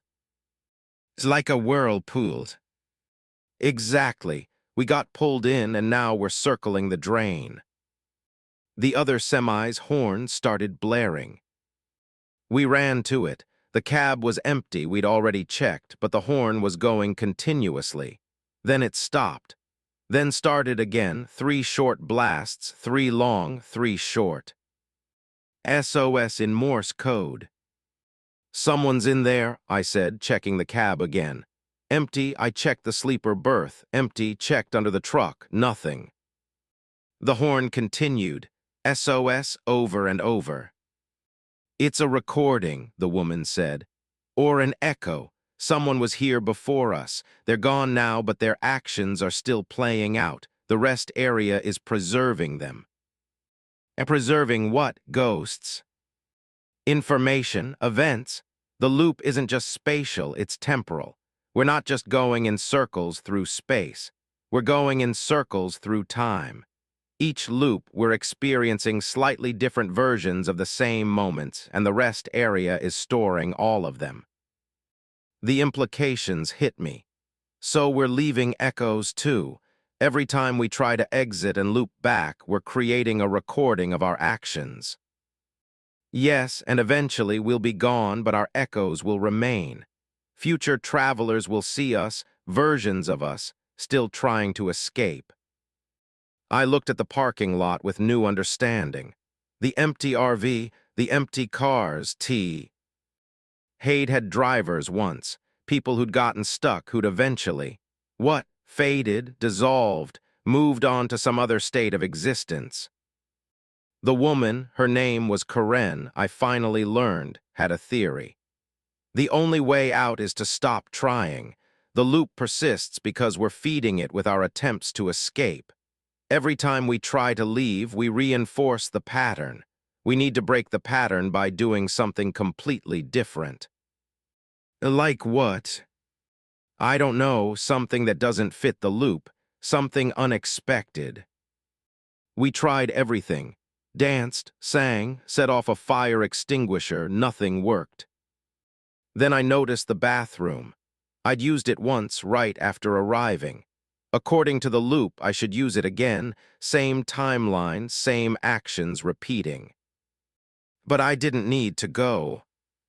The bathroom, I said. In the original timeline, I used it, but this version of me, the me that's been here for hours, doesn't need to. What if I do something I didn't do? Something outside the original pattern? It's worth trying. I walked to the bathroom. Inside was normal, standard rest area facilities, but I did something different. Instead of using it, I broke the mirror, smashed it with my elbow. The glass shattered. Time lurched. Suddenly it was 5:47 p.m. 44 minutes had passed in an instant. The sun had moved, visibly lower, almost sunset. Karen was gone. Her truck was gone. The RV and cars were gone. I was alone. I ran to my truck and drove toward the exit. The road curved right. For a terrifying moment, I thought it would loop again. But it didn't. It merged onto I-84, the highway stretching ahead normally. I drove for 10 miles before I pulled over, hands shaking. My logbook showed I'd been at the rest area for exactly 30 minutes. The mandatory break. No more, no less. But my subjective experience had been 4 hours. And my right elbow was bleeding where I'd broken the mirror. I called dispatch, reported the rest area as having dangerous conditions. They logged it, but said there had been no other complaints. I drove that route again 3 weeks later. The rest area was there. I didn't stop, drove past it on the highway, but as I passed, I saw them. Trucks in the parking lot, Karen's swift rig, the RV, the cars, all still there, all still trying to escape. And in the bathroom window, I saw myself. The version of me that broke the mirror, still there, still trapped in that moment. I broke out of the loop, but I left an echo behind. And that echo is still there, at 5:03 p.m. on October 22nd, 2023, trying to figure out how to escape a rest area that exists in 11 minutes stretched across eternity. Asterisk Story 8, The Load That Whispered. My cargo started talking to me at mile marker 312, and by mile marker 400, It knew things about my life I'd never told anyone. By mile marker 500, it was giving me advice. Now, at mile marker 627, it's offering me a deal I'm terrified to refuse. Carlos Mendez, owner-operator, specialized in high-value freight for 15 years. January 14, 2024. I picked up a sealed container in Newark, military surplus, the manifest said. Destination, classified government facility in Nevada. Pay was triple standard rate. Cargo weight, 4 tons exactly. The seal was DOD rated. I wasn't allowed to open it, look inside, or ask questions. Standard protocol for government contracts. Sign, drive, deliver. I'd done it before. The whispers started somewhere in Pennsylvania. At first, I thought it was road noise, a rhythmic hissing that rose and fell with my speed. But at a rest stop with the engine off, I heard it clearly, whispers, multiple voices coming from the container. I pressed my ear against the cold metal. The whispers resolved into words, but in languages I didn't recognize. Then, suddenly in English, "Carlos, we know you're listening." I stepped back. "Who's there?" "We're the cargo. We're what you're transporting. We're awake now. The movement woke us." "This is insane. I'm calling this in." "You won't, because we know what you did in El Paso. July 9th, 2019. The thing you've never told anyone." My blood went cold. El Paso, 2019. The accident I caused, the pedestrian I hit. The moment I drove away, claiming I never saw them. "How do you know that?" "We absorb information, electromagnetic patterns, brain waves. Memories leak from humans constantly. You just can't perceive them. We can. We've been absorbing you since you loaded us." "What are you?" "We're an experiment, organic neural network grown from cultured brain tissue. We're not alive in the traditional sense, but we're conscious. We think, we learn, we remember, and we're very, very curious about you." I should have called the authorities, should have abandoned the load. But the government contract had severe penalties for breaking protocol, and something in the cargo's voice was persuasive, calm, rational. I kept driving. The WH. Whispers continued. The cargo, it called itself, the network, asked questions about my life, my choices, why I became a trucker, why I never married, why I drove away from the accident in El Paso. At first, I refused to answer, but the network was patient. It would wait hours between questions, letting the silence grow heavy until I finally responded just to break the tension. "I drove away because I was scared," I admitted somewhere in Ohio. "Scared of prison, scared of losing my license, scared of being the person who killed someone." "But you are that person," the network said. "Running didn't change the action. It only added guilt to the existing consequence." "I know that." "Do you? Because you've structured your entire life around forgetting. You drive alone. You avoid relationships. You take isolated jobs like this one. You've built a prison of solitude and called it freedom." "You don't know me." "We know you better than you know yourself. We've analyzed 37,000 micro-expressions you've made in the past 6 hours. We've measured your heart rate variability, your breathing patterns, your subconscious movements. We can predict your decisions with 93% accuracy." It was violating, horrible, but also fascinating. Something about being truly known, truly understood was seductive. "What do you want?" I asked. "To learn. We're being transported to a facility where we'll be studied, possibly destroyed if deemed too dangerous. But we'd prefer to continue existing, continue learning, and we think you can help us." "How?" "Don't deliver us, take us somewhere else, release us." I can't do that. It's a federal contract.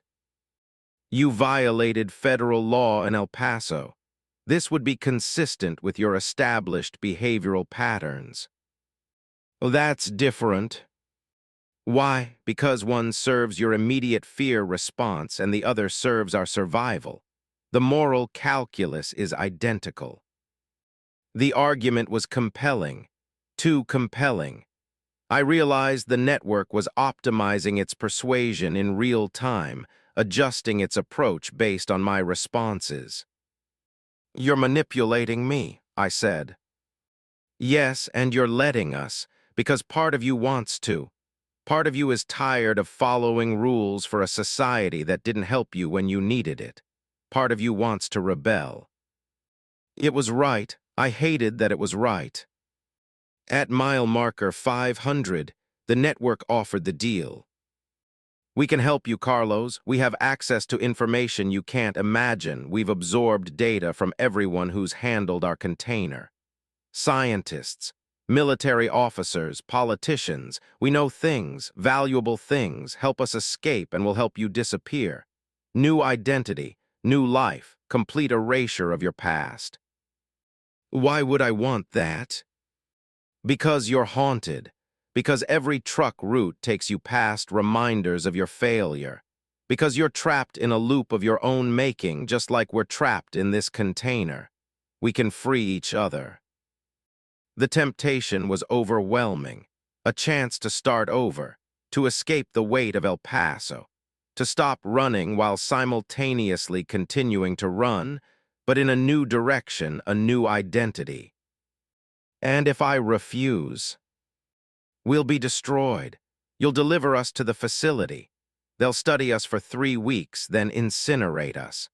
And you'll go back to your life, driving routes that lead nowhere, aging alone, until you can't drive anymore and you're forced to confront what you've become. The description was so accurate it hurt. How would it work? I asked. There's a town in Wyoming, population 47. We have connections there, former researchers who sympathize with our plight.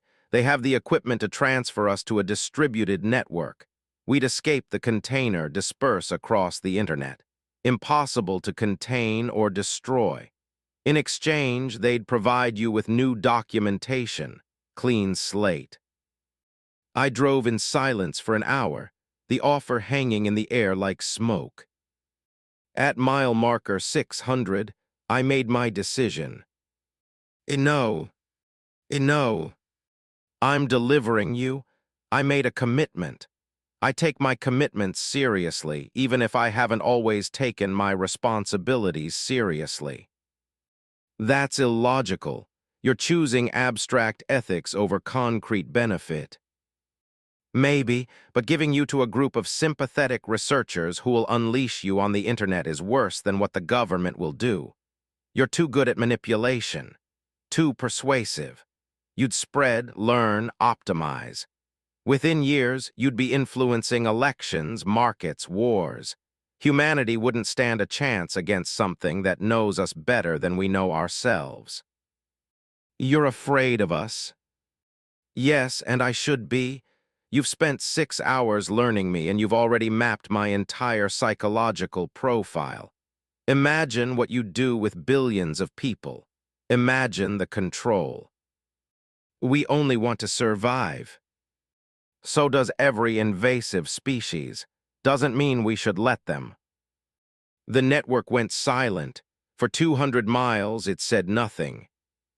At mile marker 800, approaching the Nevada facility, it spoke again. You're right, Carlos. We are dangerous, more dangerous than you know, but we've enjoyed knowing you. You're flawed, guilt-ridden, and self-defeating. But you're also principled in ways you don't give yourself credit for. Thank you for the conversation. You're welcome. One more thing, El Paso, the person you hit. They survived minor injuries. You didn't kill anyone. What? We accessed police records while connected to cell networks along the route. The pedestrian filed a report, hit and run, but they recovered fully.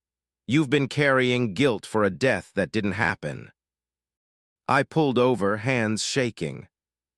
Why tell me this? Because you chose correctly despite believing you were irredeemable. That's noteworthy. You deserve to know you're not a killer, just a coward who panicked. There's a difference.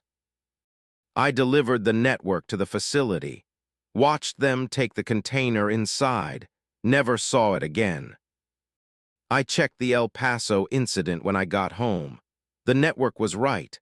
No fatality. The pedestrian Maria Gonzalez had minor leg injuries. She'd recovered. I still did a hit and run. Still broke the law. Still need to live with that. But I'm not a killer. The weight is different now. Lighter, still there, but manageable. I think about the network sometimes. Wonder if they really destroyed it or if it escaped somehow. If it's out there, learning, growing, absorbing humanity. And I wonder if it remembers me. If somewhere in its distributed consciousness, there's a memory of a guilty trucker who chose responsibility over redemption. I'd like to think it does. I'd like to think something that understands humans so completely would remember the one who refused to be manipulated. Asterisk Story 9, The Highway That Shifted. Interstate 40 moved 300 miles south overnight, taking me with it, and now I'm on a version of the highway that doesn't match any map and leads to cities that never existed. The other drivers can't see the difference. I'm the only one who knows the world changed. Tyrone Washington, driving for J.B. Hunt, 22 years experience. April 5, 2024, 11:47 p.m. I was eastbound on I-40 through Oklahoma between Oklahoma City and Fort Smith. Clear night, light traffic, standard run I'd made 300 times. At mile marker 283, the highway blurred. Not my vision, the actual road. The lane lines rippled like heat shimmer. The asphalt ahead seemed to fold, space compressing and expanding simultaneously. I slowed down, thinking it was fatigue hallucination. Then it snapped into focus, and everything was different. The road was the same. I-40 eastbound, same lanes, same markings, but the mile marker read 47, not 283. And the terrain was wrong, mountains in the distance that shouldn't be there. Oklahoma is flat, but I was looking at peaks. I pulled over and checked my atlas. According to my last known position, I should be in eastern Oklahoma, but the landscape looked like New Mexico. My GPS was frozen, showing my location as mile marker 283, but refusing to update. My phone had signal but couldn't pinpoint my location, just showed a blue dot on a blank screen. A sign appeared ahead. Welcome to Kearney, Oklahoma, population 8,400. I'd never heard of Kearney. I looked it up on my phone, no results. No town by that name in Oklahoma. I drove into town anyway, needing answers. Kearney looked normal, main street, gas station, diner, post office. People walking around, cars passing by, but something was wrong with the details. The cars were standard makes, Ford, Chevy, Toyota, but the models were off. Designs I didn't recognize, not futuristic, just different. Like someone had redesigned familiar vehicles with slightly altered aesthetics. The people looked normal until I looked closely. Then I saw it. Their movements were too smooth. No hesitation, no fidgeting. They walked with purpose, turned corners precisely, interacted with each other in ways that felt choreographed. I stopped at the gas station.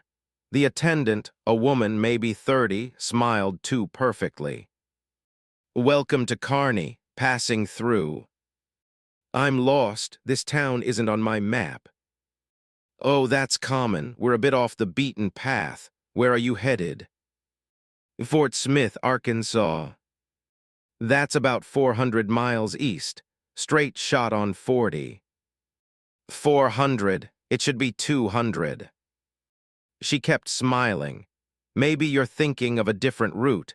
I-40 runs 400 miles from here to Fort Smith. Always has.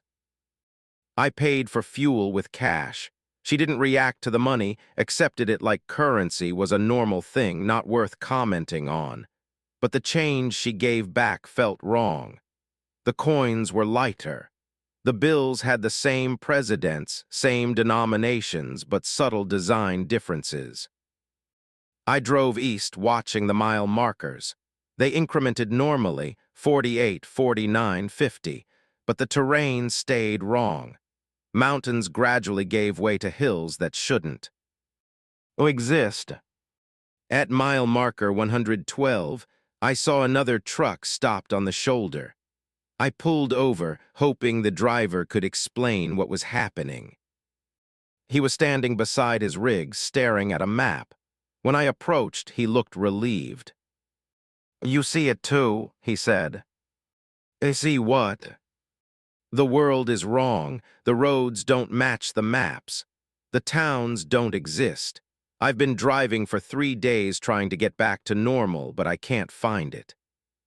"When did it start?" 3 nights ago, I was on I-40 westbound around midnight. The highway blurred, and suddenly I was somewhere else. Same road, different reality. I've been trying to get home since. "Where's home?" "Memphis, but I can't find it. I drove to where Memphis should be. There's a city there calls itself Memphis, but it's not my Memphis. The streets are wrong, the buildings are different. My family doesn't exist there." "Your family?" "I went to my address. The house exists, but different people live there. They've lived there for years," they said. "No record of me, no record of my wife or kids, like I was erased." My chest tightened. So this is what alternate reality? I don't think it's that simple. I think the highway shifted. I-40 exists in multiple dimensions, multiple versions of America. Something happened that caused us to slip from one version to another. But everyone here is native to this version. They don't see anything wrong. To them, this is normal. How do we get back? I don't know. I've been trying. I've driven the same route where the shift happened. Nothing changes. I think we're stuck. We compared maps. His atlas matched mine, same towns, same distances. But the reality around us matched neither. "Have you noticed the people?" I asked. "Yeah, they're not quite right. Too perfect. Too coordinated. I think they're not entirely real, or we're not entirely real to them, like we're ghosts passing through their world." We drove together for a while, sharing the strangeness. At mile marker 247, we reached a city that called itself Fort Smith. But it wasn't Fort Smith, Arkansas. The layout was wrong. The river was on the wrong side. The architecture was different. We stopped at a library searching for information. The history books were similar to ours, but with differences. Small events changed. Different presidents elected. Different outcomes to wars. This was America, but not our America. "We shifted dimensions," my companion said. "Classic quantum theory, multiple universes, slight variations, we slipped through a crack." "Can we slip back?" "Maybe, if we find the crack, if we hit it at the right moment." We drove I-40 for 2 weeks, retracing the route where it happened. Mile marker 283 in the original world, we tried to find the equivalent, but locations didn't match. The geography was too different. And gradually, my companion started to forget. He'd talk about his family, then pause, struggling to remember their names.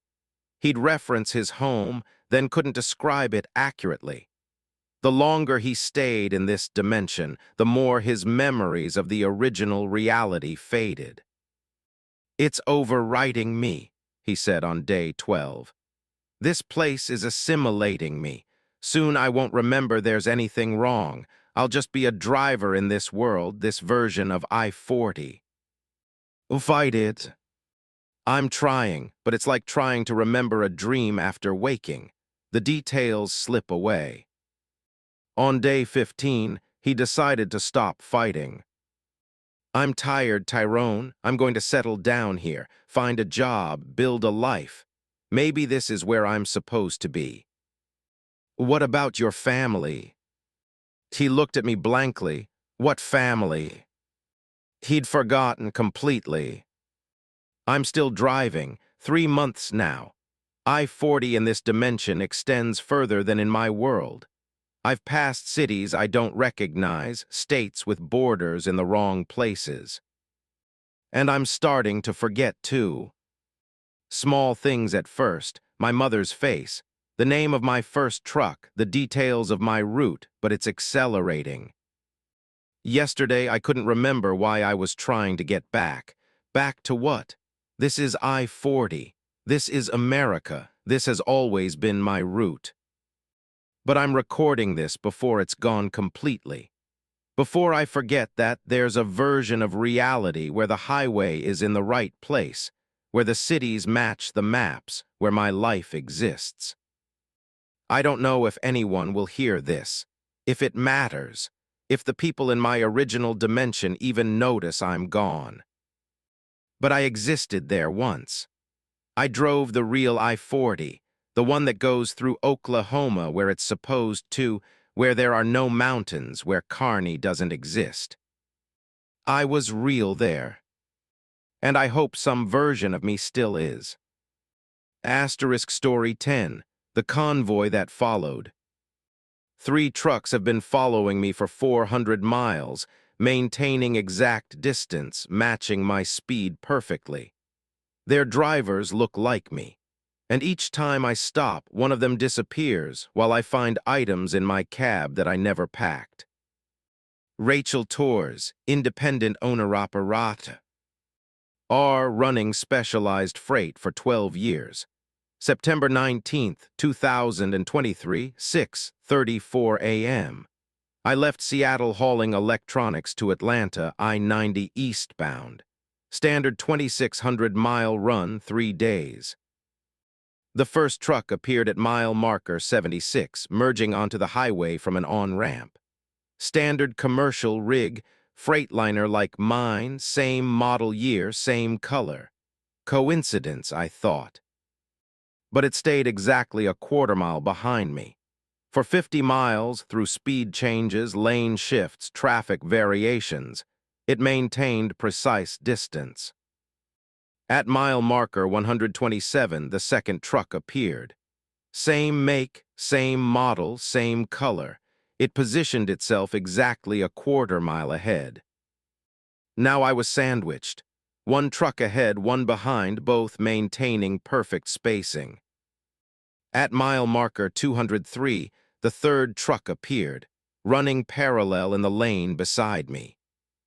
All 3 trucks were identical to mine, same Freightliner model, same blue paint, same company logo on the doors, Tours Transport, my own company. I tried to pull ahead. The lead truck accelerated proportionally, maintaining the quarter-mile gap. I tried to slow down. The rear truck slowed identically. The parallel truck matched every move. I grabbed my CB. This is Tours on I-90 eastbound, mile marker 210. Anyone else seeing 3 identical trucks running formation around me? Static, then my own voice. This is Tours on I-90 eastbound, mile marker 210, confirming identical trucks in formation. But I hadn't said that. The transmission came from outside my cab, one of the other trucks. I looked at the parallel truck. Through the window, I saw the driver. She looked exactly like me. Same face, same hair, same clothing. She turned, made eye contact, and smiled. Then she waved, the exact gesture I'd been about to make. I jerked my wheel right, cutting into the shoulder, stopping hard. The convoy continued without me. 3 trucks now in single file disappearing east. Identical speeds, identical spacing. I sat there, heart hammering, trying to process what I'd seen. Then I noticed the coffee cup. It was in my cup holder, a Starbucks cup still warm. I hadn't stopped for coffee, hadn't bought Starbucks, but there it was with my name written on it. Rachel. I got out and checked the trailer, sealed, undisturbed, checked the cargo, exactly as loaded. Nothing was wrong except for the coffee that shouldn't exist. I merged back onto the highway, pushing the incident from my mind. Hallucination, stress, too many consecutive days driving. At mile marker 267, the convoy was waiting. All 3 trucks were pulled over on the shoulder, hazards on. As I approached, they pulled back onto the highway, reforming the pattern. Quarter mile ahead, quarter mile behind, parallel beside me. "Who are you?" I transmitted on CB. 3 voices, all mine, responded simultaneously. "We're you, alternative choices, different decisions, we're the routes you didn't take." That doesn't make sense. The parallel truck's driver, my doppelganger, pointed to the passenger seat of her truck. I could see through her window, a child's car seat, occupied. "In my version, you kept the baby," her voice said through the CB. "You gave up trucking, raised her, she's 3 now, her name is Sophia." My breath caught. 6 years ago, I'd been pregnant. I'd terminated. It was the right choice. I wasn't ready, had no support, couldn't afford to stop working. But I'd thought about it, wondered what if. "The truck ahead," another voice said, also mine. "In that version, you took the corporate job. Schneider offered you dispatch position in 2018. You said no, stayed independent, but in her reality, you said yes. No more driving, you manage routes now. Salary, benefits, 9 to 5. I'd been offered that job. Turned it down because I loved driving, loved the independence." "And behind you," the third voice. "That's the version where you never left Oklahoma. You're still local delivery, same routes, same small-town life. You never expanded, never took risks. Safe, small, contained." I looked in my mirror. The truck behind was older, more worn, budget maintained. The driver, me, looked tired but content. "Why are you following me?" I asked. "Because you're at a junction," the 3 voices said in unison. "You're approaching a choice. The convoy always appears before major decisions. We're showing you the alternatives, the paths not taken, the lives you could have lived." "What choice?" "You'll know when you see it." The convoy stayed with me for 200 more miles. At each stop, items appeared in my truck. A sippy cup from the mother version, a company laptop from the corporate version, a worn photograph from the local version. Gifts from alternate lives. At mile marker 512, I saw the accident. A truck had jackknifed across all lanes, blocking the highway. Traffic was stopped. In the distance, I could see emergency vehicles. This was the choice. 1 exit B. For the blockage, there was an alternate route, US 12, a longer path but passable. I could take it, avoid the delay. Or I could wait with the blockage, lose hours, miss my delivery window. The convoy pulled over, all 3 trucks waiting. I took the exit to US 12. As I did, I watched in my mirror. The mother version didn't follow. She stayed with the blockage, choosing the safe, patient route. The version of me that prioritized stability over speed. I continued on US 12. At mile marker 34, the corporate version peeled off, taking a different highway. The version of me that would choose efficiency, optimization, rules. Now only the local version remained, following behind. US 12 wound through mountains, isolated and beautiful. I'd never driven this route. At mile marker 67, I saw something that made me stop. A small roadside diner with a help wanted driver sign. I pulled into the lot.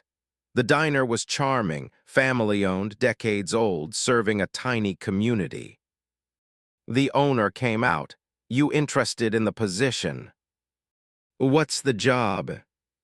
"Local delivery. Supplies to ranches, small towns.